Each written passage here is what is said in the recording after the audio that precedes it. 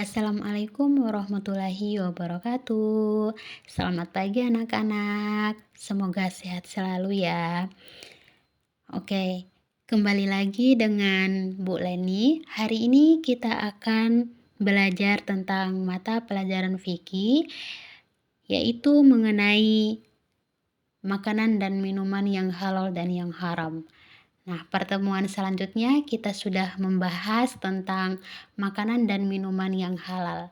Dan pada pertemuan kali ini kita lanjut membahas atau kita belajar tentang makanan dan minuman yang haram.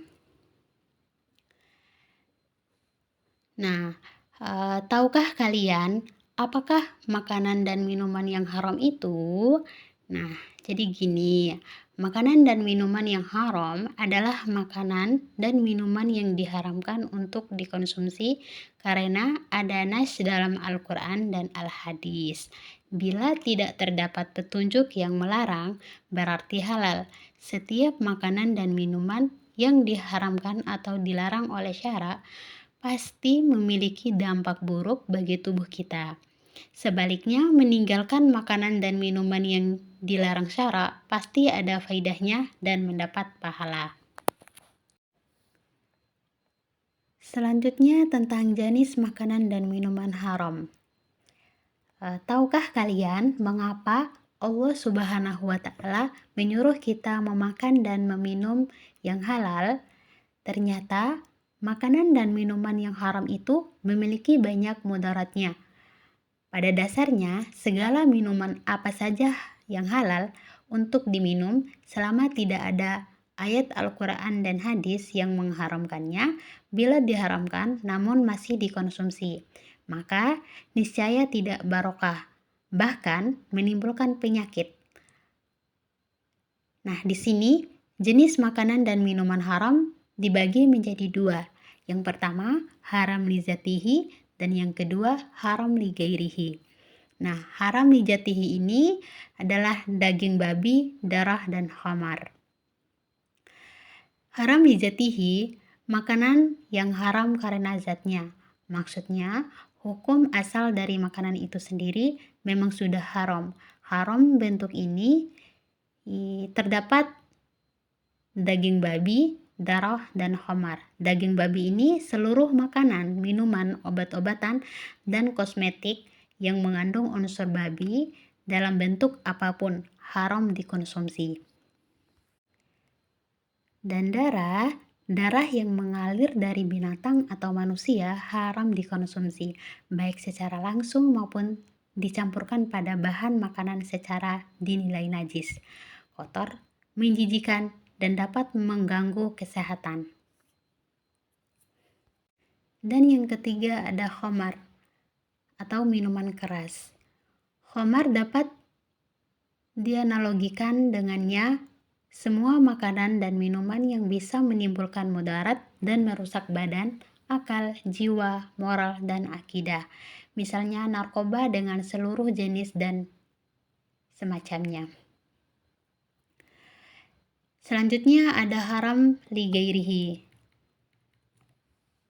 atau bisa disebut makanan yang haram karena faktor eksternal.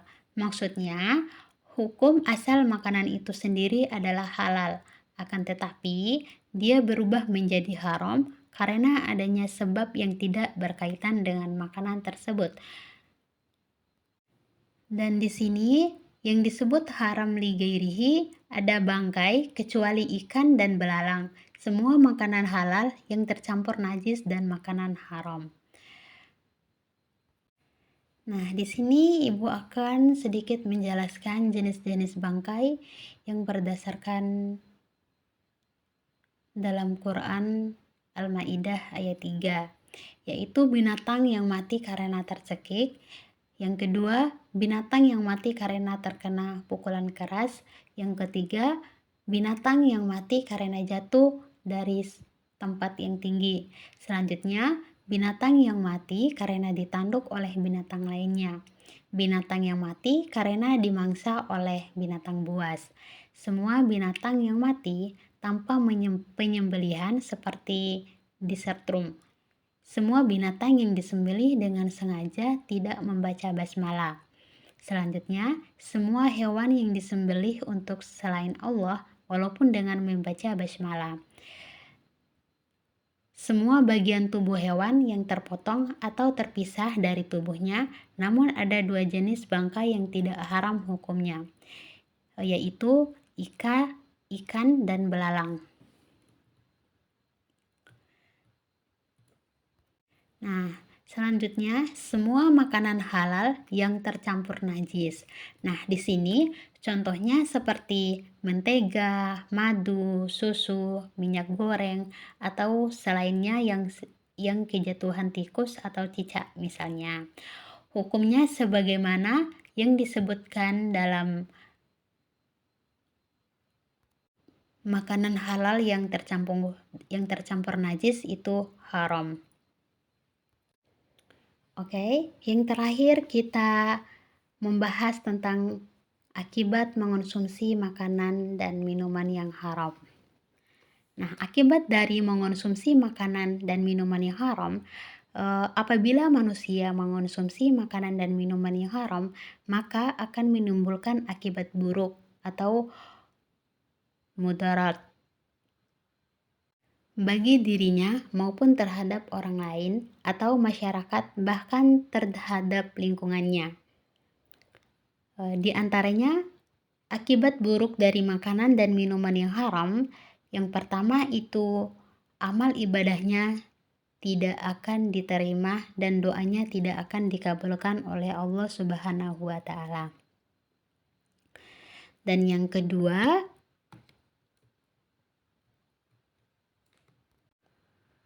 makanan dan minuman haram bisa merusak jiwa atau terutama minuman keras yang mengandung alkohol seperti kecerdasan menurun, cenderung lupa dan melakukan hal-hal yang negatif, senang menyendiri dan melamun, semangat kerja berkurang.